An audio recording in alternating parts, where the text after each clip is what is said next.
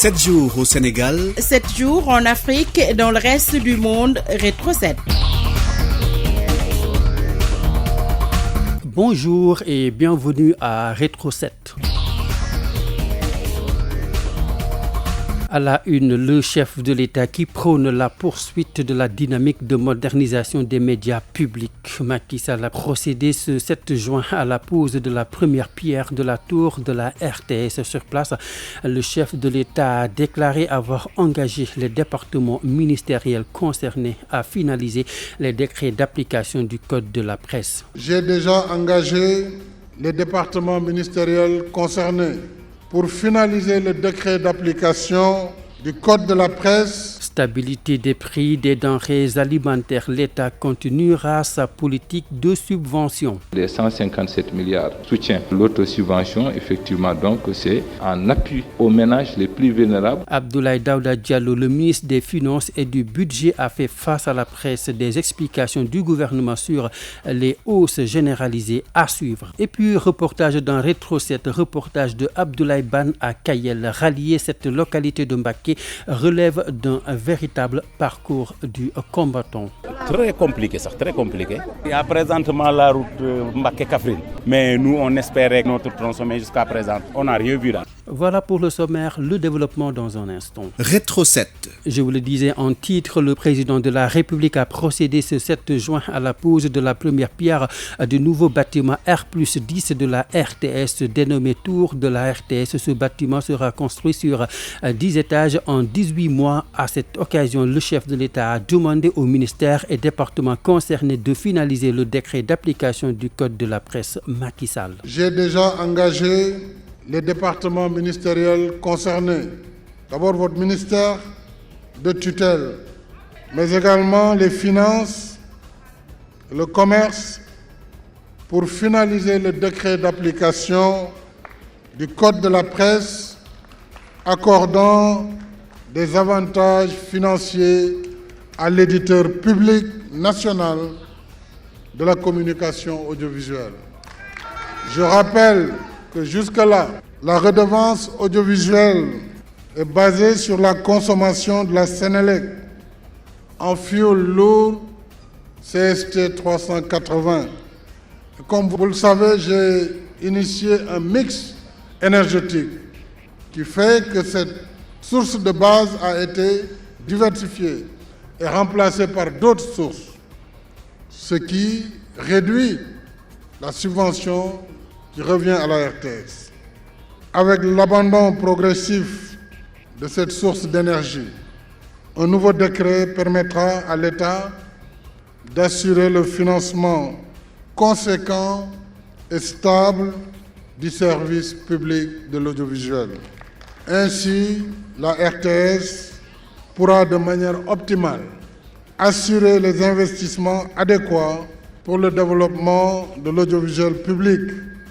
Elle pourra également promouvoir la qualité des contenus de ses 5 chaînes de télévision et 17 chaînes de radio à Dakar et dans les régions. Elle pourra aussi garantir le fonctionnement régulier des services de la RTS avec une maîtrise de la TNT et des frais de satellite. Elle pourra enfin améliorer les conditions de vie des travailleurs par la revalorisation de leur traitement salarial. Un gouvernement face à la presse, le ministère des Finances et du Budget a donné tous les éléments explicatifs de la hausse des prix sur le marché. Abdoulaye Daouda Diallo, qui parle de situation de la conjoncture mondiale, rassure, l'État va poursuivre ses efforts de subvention pour le maintien des prix. Et pour ce qui est de l'énergie, le niveau de subvention ne sera pas inférieur à 500 milliards de francs CFA. Ousmane Bang. Le Sénégal n'échappe pas à l'inflation des prix des denrées. Contexte mondial oblige. Un coût du baril qui passe de 75 à 115 $.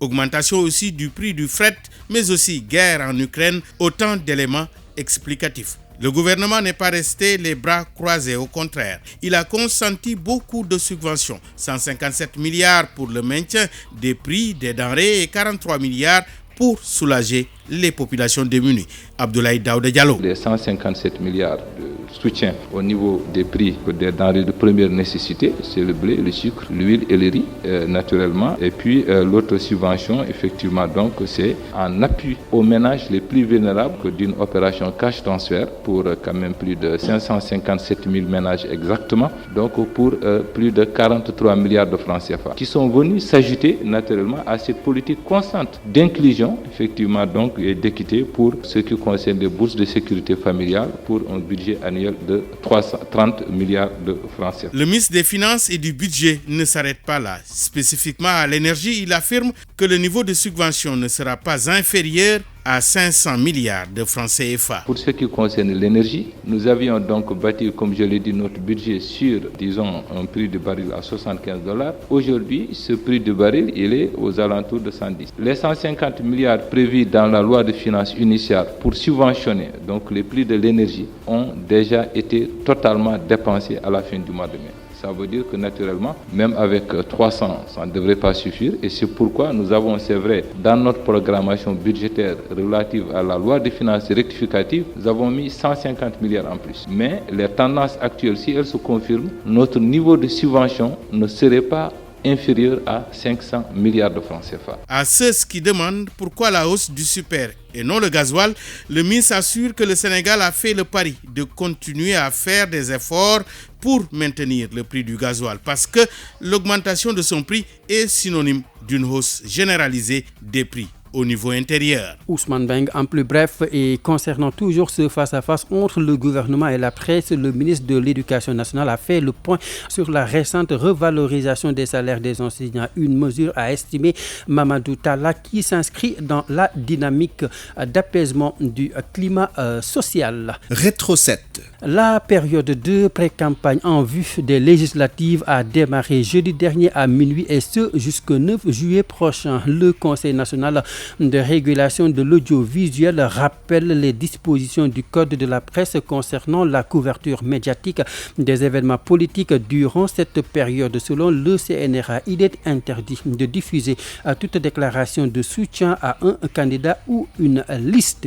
Pari réussi pour l'opposition sénégalaise. Il y avait foule mercredi dernier à la place de la Nation. Manifestation de Yewwi Askan Wi et Wallu Sénégal pour dénoncer le rejet de la liste nationale de Yewwi Askan Wi par le Conseil constitutionnel. Et justement au lendemain de cette manifestation de Yewwi Askan Wi, le président Macky Sall a prévenu les élections législatives vont se tenir à date échue. Dans un entretien avec nos confrères de France Média Monde, le président de la République a indiqué qu'une liste non paritaire ne peut être recevable. Les législatives du 31 juillet, justement, qui ont occupé une part importante lors de la cérémonie officielle qui a clôturé la 134e édition du pèlerinage marial de Popenguine avec Monseigneur Benjamin Ndiaye qui a rappelé le sens d'une élection démocratique. Le scrutin doit être une expression démocratique des citoyens, a estimé l'archevêque de Dakar, Dominique Kama. D'autres questions de l'heure ont été abordées lors de cette conférence de presse. Cette dernière note du pèlerinage marial de Popenguine a été une occasion pour le ministre de l'Intérieur de réitérer les engagements de l'État vis-à-vis de la communauté catholique et de solliciter les prières de l'Église à l'approche des élections législatives prévues le 31 juillet prochain. Antoine Félix, Abdoulaye Diom. La 134e édition de ce pèlerinage marial de Popenguine intervient dans un contexte particulier où l'organisation des élections législatives du 31 juillet 2022 suscite, c'est normal, la passion des acteurs politiques ainsi que de leurs militants. Enquête légitime de représentation des populations dans ce très haut lieu de la démocratie qu'est l'Assemblée nationale. De son côté, après avoir salué les réalisations de l'État en faveur de l'Église, Monseigneur Benjamin Ndiaye appelle à la responsabilité personnelle et collective pour un bon déroulement du scrutin. Conscient qu'il nous appartient, comme citoyens responsables, de consolider notre démocratie par la qualité de nos paroles et de nos actes, nous devrons nous efforcer de tout faire pour que la raison l'emporte sur la passion, dans le respect du bien commun, et que le scrutin se déroule dans la paix, en toute transparence. L'archevêque s'étonne des erreurs commises dans la confection des listes. Pardonnez-moi cependant, monsieur le ministre, je parle en profane. de ne pas bien comprendre qu'il soit si compliqué de dresser des listes électorales qui répondent aux normes édictées. Faudrait-il alors, comme on dit, un renforcement des capacités au niveau des partis politiques et coalitions pour éviter les erreurs qui pourraient porter préjudice à la libre expression démocratique? L'Église prie pour un bon hivernage tout en espérant que des mesures idoines seront prises pour minimiser les risques d'inondation. Nous en venons maintenant à notre reportage du jour. Il est distant de Mbacké de seulement 6 km et pourtant se rendre à Kayel relève d'un véritable parcours du combattant. En effet, une bonne partie du trajet est totalement dégradée. L'hivernage se profile à l'horizon. C'est l'angoisse chez les usagers. C'est un reportage signé Abdoulaye Ban. Kayel, si proche, si loin de Mbacké. 9 km entre les deux localités, 4 entre Kayel et la route nationale. Un tronçon quasi dégradé, des secousses qui vous font secouer les entrailles. Un véritable chemin de croix. Faustin Senghor est plombier. Il travaille au forage du village. Il n'a même pas envie de se rendre à Mbacké quand il pense à la peine à endurer. J'ai fait à peine 2 mois. Ouais. Je suis venu pour réparer un forage là. Si j'avais les mains, j'allais partir à Mbacké chaque jour. Et pourquoi vous ne le faites pas? Parce que la route est mauvaise, dégradée. Les véhicules ne vont pas venir ici. À la gare routière du Saloum, Moustapha Seck attend son tour, pas sûr de quitter de sitôt, faute de clients. L'état de la route, dit-il, y est pour beaucoup. Des nids de poules, des trous, il y a du n'importe quoi sur là. C'était depuis 1965 jusqu'à présent. Vous prenez quel chemin pour vous rendre à Kayel? Les routes sablonneuses. Mais ça va être compliqué en période d'hivernage. Très compliqué, ça, très compliqué. Il y a présentement la route Mbacké-Kaffrine. Mais nous, on espérait notre tronçon, mais jusqu'à présent, on n'a rien vu là. Jadis, localité commerciale avec l'installation de Libano-Syriens, Kayel refuse de se mourir. Son nom est associé à ceux de Feu Samba Yala Diop, ancien ministre de l'hydraulique sous Senghor, et Moussa Sakho, ancien ministre de l'enseignement professionnel sous Wade. Le village doit aussi sa survie à l'élevage qui fait de lui un véritable pourvoyeur de lait. Une route praticable l'aiderait à développer cette activité et à sortir de l'ornière. Abdoulaye Ban, Kayel, RTS. Abdoulaye Ban, merci. Et c'est tout pour Rétro 7, une rétrospective préparée et réalisée par Élise Emmanuel Senghor, coordination Demba Malik Mbodj, Ibrahima Sadi, présentation Arona Diouf, au digital Mamadou Diagne et toute son équipe. Rétro 7 revient dimanche prochain, Inch'Allah.